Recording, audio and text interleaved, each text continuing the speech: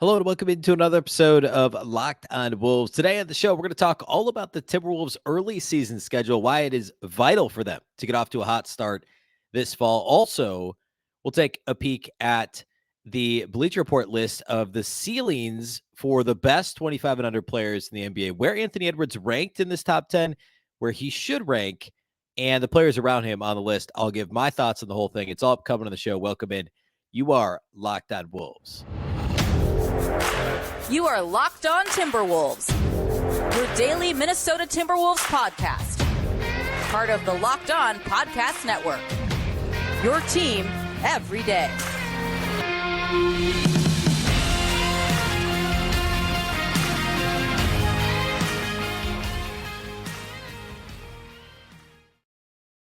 Hello and welcome to the Locked On Wolves podcast, part of the Locked On Podcast Network, your team every day. My name is Ben Beecken. I'm the host of Locked On Wolves. Happy Wednesday, everybody. Happy hump day. And a big thank you for making Locked On Wolves your first listen every single day. Of course, this show is free and available everywhere, including YouTube, as well as all of your favorite audio platforms. Wherever you like to listen to podcasts, you can find Locked On Wolves. You can also download the Locked On Sports Minnesota app on either Roku or Amazon Fire TV. You can find Locked On Wolves along with all the other Minnesota Locked On podcasts there. More great local sports coverage 24/7, and it's free. Download the Locked On Sports Minnesota app today on Roku or Amazon Fire TV. You can also follow this show on Twitter or X at Beecken and also at Locked On T-Wolves. That's Locked On T-Wolves. Don't forget the T. All right, so middle last week, so about a week ago, the NBA released the overall schedule for each individual team, the national TV schedule, the Christmas Day schedule's out, all that good stuff. Some of the details on the preseason tournament. We talked briefly about it on Monday's show. I think we may have talked a little about it last Friday, but I want to spend a good chunk of the show here today kind of breaking down the Wolves schedule.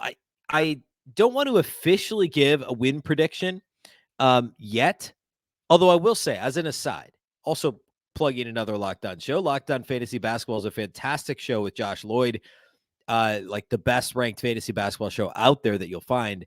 And he did individual shows on every single team in the NBA. So basically a 30-minute show for each individual team. And so I recorded the Wolves one last week. I believe that it's running today on Wednesday. And I was forced into making a win projection on that show. Please go watch it or listen to it wherever you listen to podcasts or watch on YouTube. And I'll give my prediction at the end of that show. If you do, and I hope you do, that's not my final official prediction for this podcast for Locked On Wolves. I reserve the right to change that based on the rest of how the rest of this offseason shakes out. And I like to do that like right before the actual regular season starts. Not that like preseason factors in too much. Last year, my official prediction was 52 wins. That was obviously off. They won 42 games. A couple of years ago, when everybody thought they'd win around 40 games, I think my prediction was 49, and they won 46 that season. So I've been a little optimistic. I acknowledge that, but I also think there's been some weird stuff the last couple of years. I mean, nobody had the Wolves as a 42-40 team last year, and common sense, like if Karl-Anthony Towns was healthy, they're not, right? So anyway, I'm setting this up I'm going to have a relatively optimistic prediction this year.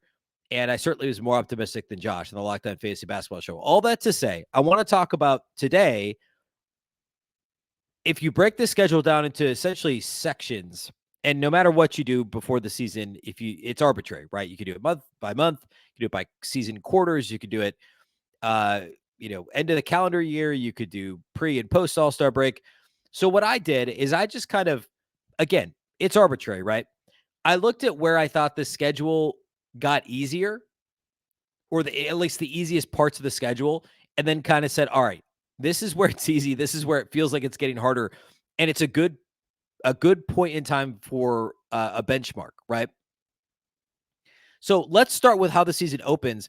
And I actually chose Christmas as kind of the first benchmark where you really have a big enough sample. It's right around, right after that December 15th deadline where players who sign in the offseason are able to be traded.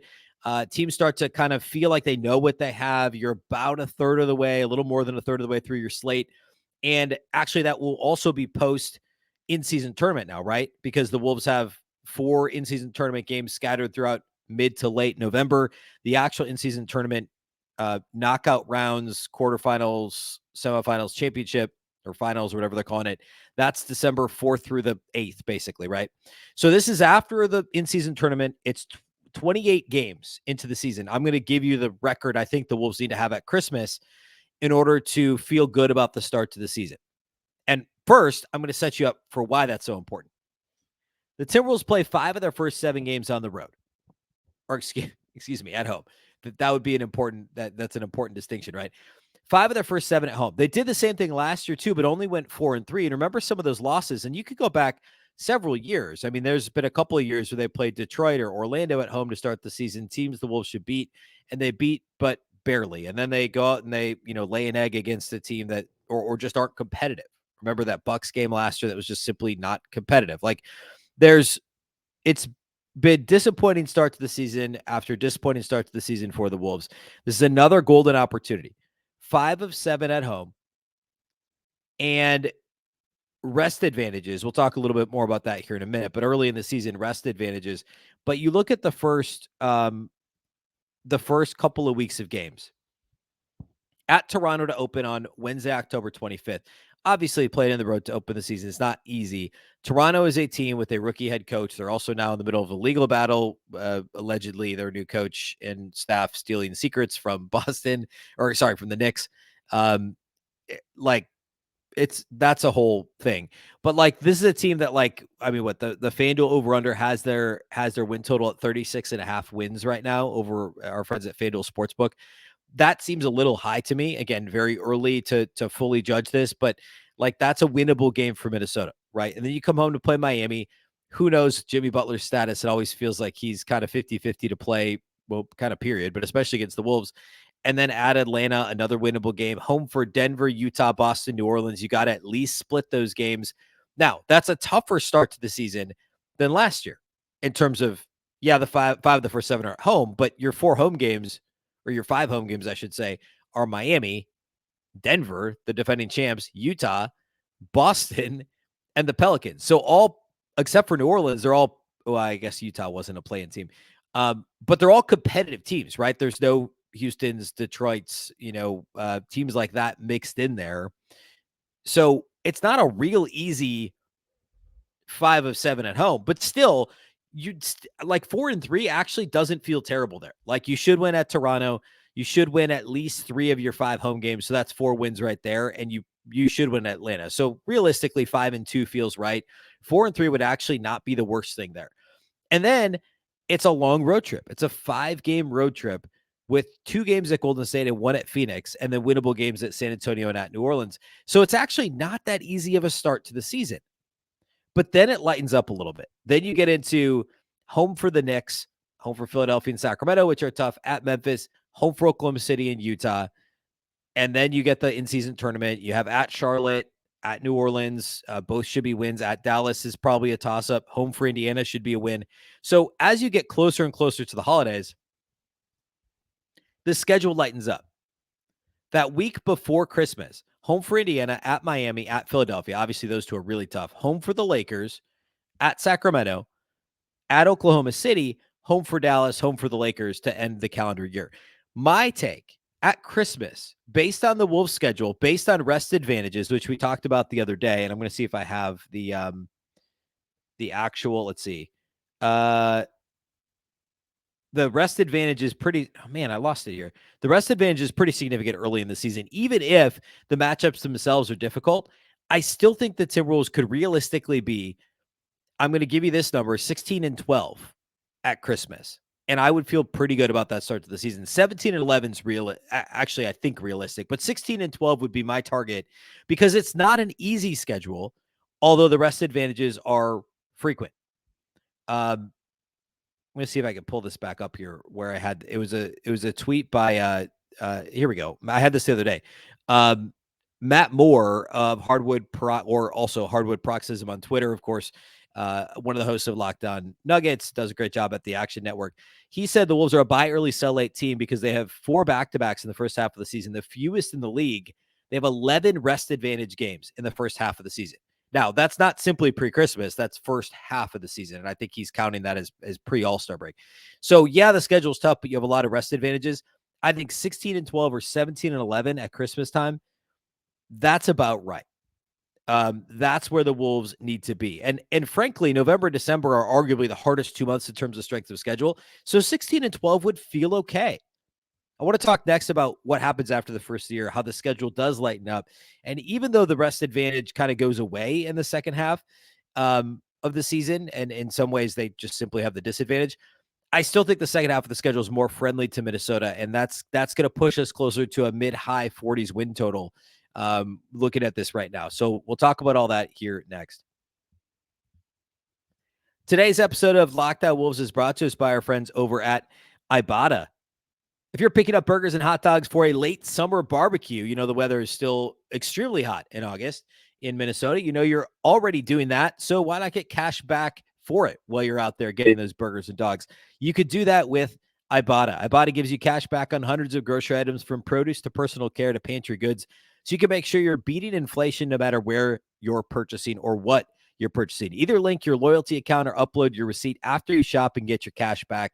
It really is that easy. The average Ibotta user earns $120 per year. That could cover the cost of an entire shopping trip. Or you could use your cash back to buy that flight you've been eyeing, that game you're dying to go to, or the fancy dinner you've been craving. Other apps give you points that don't amount to much, but with Ibotta, you get real cash back that you can cash out to your bank account, PayPal, or gift cards. You can earn cash back on hundreds of online brands and retailers too when you start with Ibotta, including Lowe's, Macy's, Sephora, Best Buy, and more. Right now, Ibotta is offering our listeners $5 just for trying Ibotta by using the code LOCKED when you register. Again, $5 just for trying Ibotta by using the code LOCKED when you register. Just go to the App Store or Google Play Store and download the free Ibotta app. Use the code LOCKED. That's Ibotta, Ibotta, in the Google Play or App Store, and use the code LOCKED.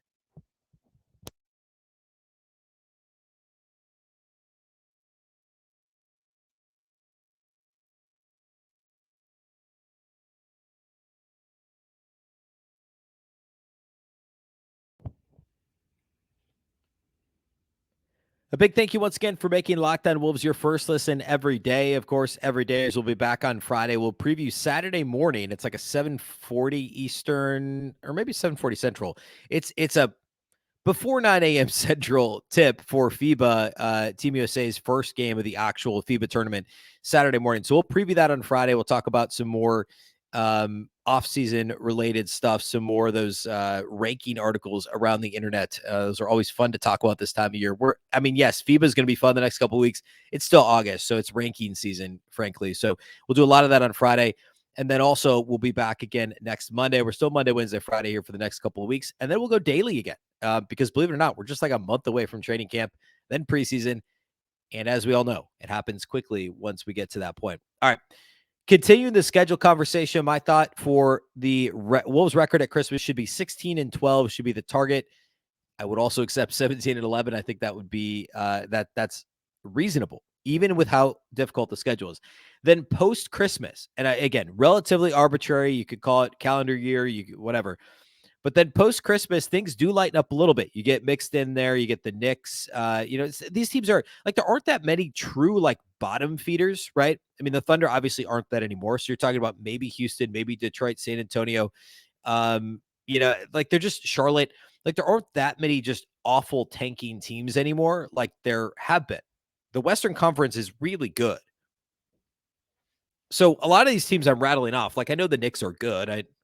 I know Dallas is good. I know the Thunder are good, but these are all teams that like they're going to win anywhere from 40 to 38 to 48 games, right? Like they're all winnable games, kind of in that same tier as the Wolves. Although I'd argue that all the teams I just mentioned, except for maybe Dallas, their ceiling isn't as high as the Timberwolves, just based on star power. All that to say, though, that's going to make this year a ton of fun, and it's also actually going to make the in-season tournament. It should make it a lot of fun too, because anybody can beat anybody. And even though that's technically always the case, like there's only like 4 or 5 teams right now that I would say they're definitely not making the playoffs. Everything else is on the table really this season in the NBA. We saw a little bit of that last year, honestly. But anyway, the January schedule, it does lighten up a little bit. I feel pretty good about what that January schedule looks like. I mean, you got the Knicks, Pelicans, at Houston, at Dallas, at Orlando. So you get Houston, you get Orlando, you get Detroit and Charlotte all in January, and San Antonio. So you could argue those are like 4 of the worst 5 teams in the entire league, plus winnable games against Washington, a couple against the Thunder. You get Portland. Oh, yeah, throw them in there too, depending on, of course, the Dame situation. So January is arguably the easiest month of the season. So you get through January, and this should be a 25-win team through January. That's completely plausible. February is not much tougher. You start February with Orlando, Houston, and Chicago. Those should all be wins. All no rest disadvantage. Like, they're not back-to-backs. So like that's all very, very, very doable. And then you get a couple of road games at Portland. You get San Antonio again. And then as you get into March, you get Portland again. March is a little tougher. But February, like, you get through February, you get through the All-Star break, you get through the trade deadline, and this team should be in position to be a top 5 seed in the West, call it. And then as you go down the schedule, you break it down a little bit further. It does get pretty tough to close, although the Wolves also finish with a bunch of games at home, which is huge. The rest advantage kind of goes away a little bit, as I mentioned earlier, as the season goes on. But closing as much as they do at home is going to be huge. Let's see, 17 of their final 27 games are at home, and 10 of their last 14 are at home. So it's December. Like, December is kind of maybe the combination of the toughest schedule and the least rest advantage. January, February, easier schedule. The rest advantage starts to disappear. March is probably the toughest month all the way around.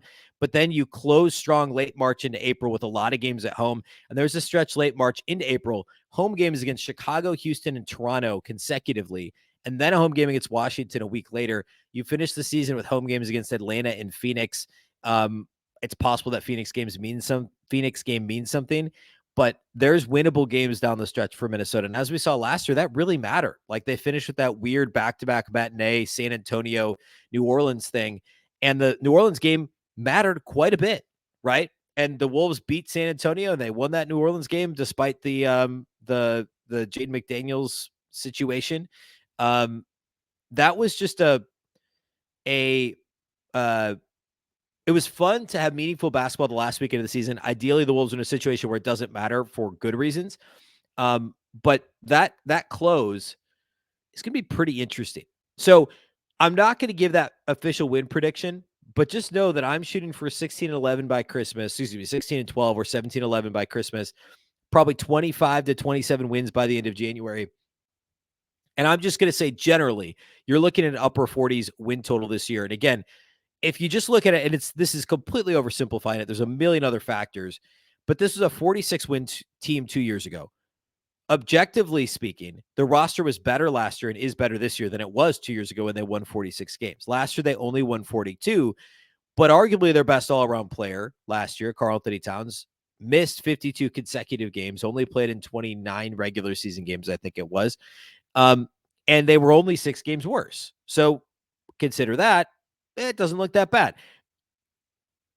That said, any increase in wins of like more than 5 is generally really significant without a major acquisition. The Wolves didn't make a major acquisition this offseason, but the health of Karl-Anthony Towns and another year of acclimating Rudy Gobert and another year of Anthony Edwards' growth and Jaden McDaniels' growth, a jump to upper 40 wins north of the 46 they won a couple years ago seems like less of a jump.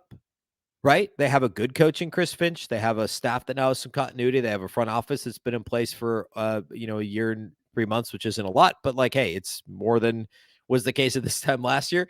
So there's a lot of things that are kind of pushing in the direction of this team being significantly better. And a 5, 6, 7, 8 game improvement is a huge jump in the NBA. If you look at typical year-over-year improvement, even for teams that do get better, like, that jump typically isn't so big.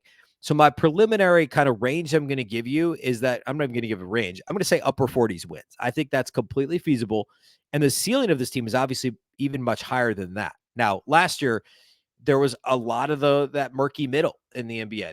There was not a whole ton of dominant teams or terrible teams in last year's NBA. I think we're going to see more of that this year too. All right, Let's close with this NBA players under 25, guards with the highest ceilings at Bleacher Report. Anthony Edwards ranks highly. I'll give thoughts as to why I agree with his ranking. Actually, I really don't have to argue with it much at all, but I'll argue why there should be kind of tiers here and why Ant should be clearly above basically every name below him on this list. So we'll get to that here next.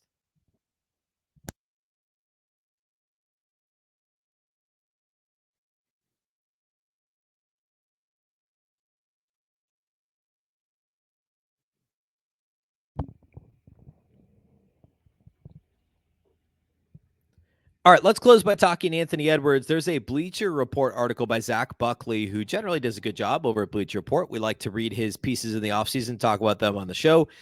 The title of the piece is Ranking NBA Guards Under 25 with Highest Ceilings. So it's a little bit convoluted, but basically the idea is not simply who the best players currently are under 25, but for the backcourt players, guards and some wings under the age of 25 by opening night, who has the highest ceiling, rank them 1 through 10.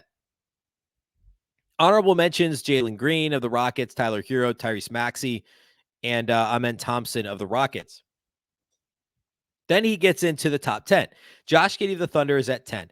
I still really like Josh Giddey. I think he's got a really big big overall ceiling, although some of the offensive stuff, some of the shooting percentages, he could do a lot of things, but the scoring prowess isn't super efficient. He's 10. I get that. Jalen Williams, also the Thunder, at number 9, and he's only had one season in the league, so that makes sense. Cade Cunningham at 8. I was surprised to see him solo. Scoot Henderson's at 7.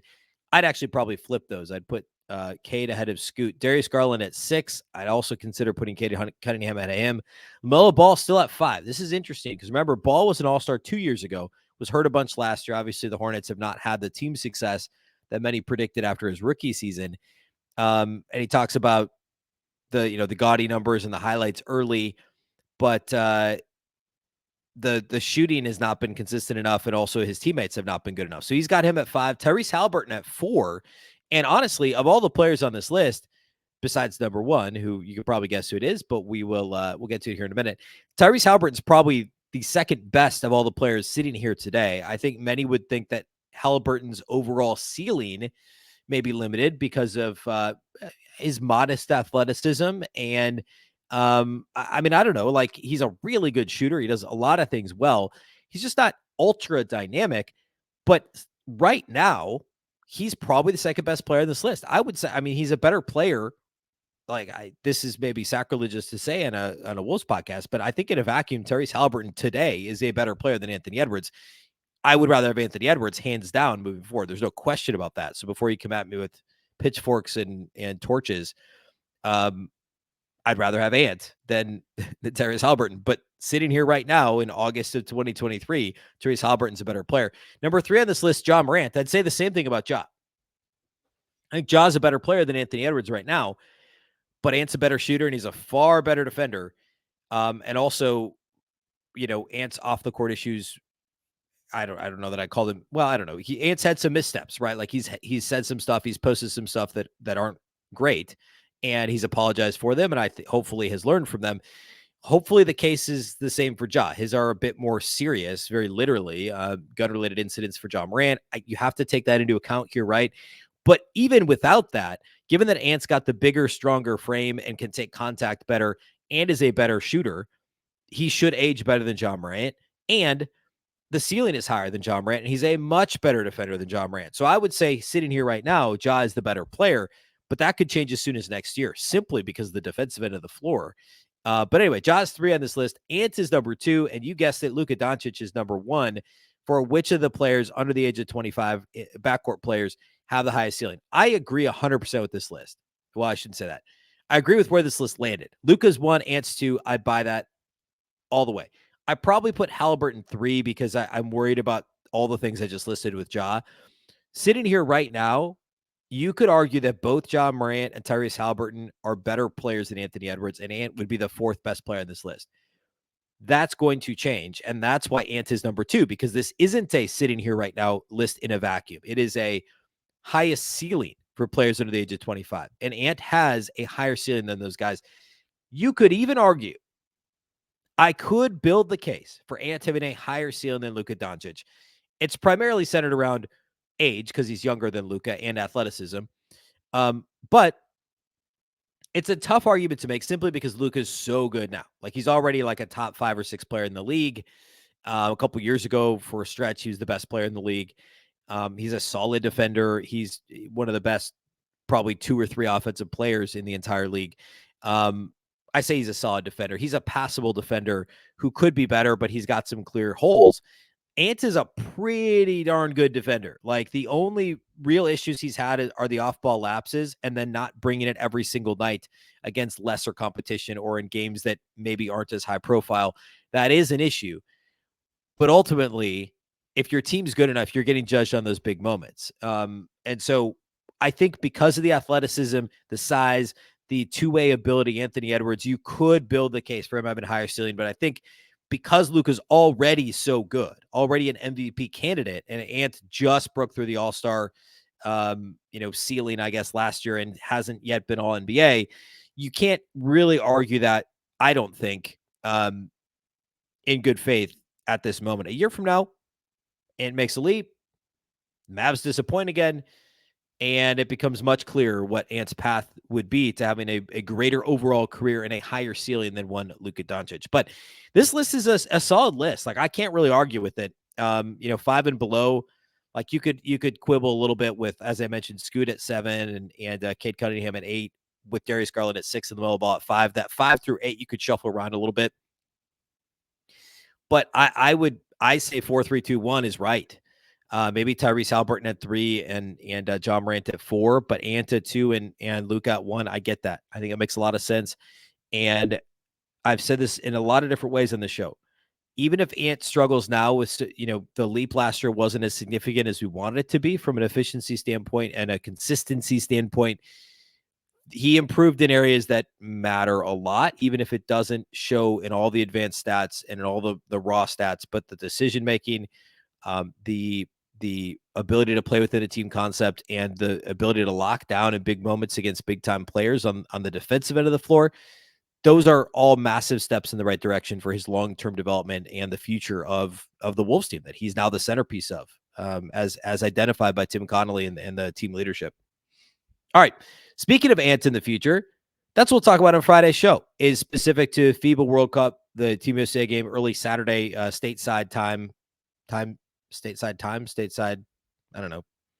On our calendar, early Saturday would be Anthony Edwards playing for Team USA. So we'll talk about that on Friday's show, among other things. That's all we have for you, though, today on Wednesday's show. A big thank you for those that do make Locked On Wolves your first listen every day. Of course, this show is free and available everywhere, including YouTube, as well as all of your favorite audio platforms. Wherever you like to listen to podcasts, you can find this one. You can also watch on the Locked On Sports Minnesota app on both Roku and Amazon Fire TV. And you can follow on Twitter at Locked On T-Wolves and also at Beecken with 2 B's, 2 E's, C-K-E-N. Of course, the Locked On Wolves podcast is part of the Locked On Podcast Network. Remember, the Locked On Network is your local experts on all the biggest stories. Once again, I'm Ben Beecken. This is the Locked On Wolves podcast, and we'll catch you next time.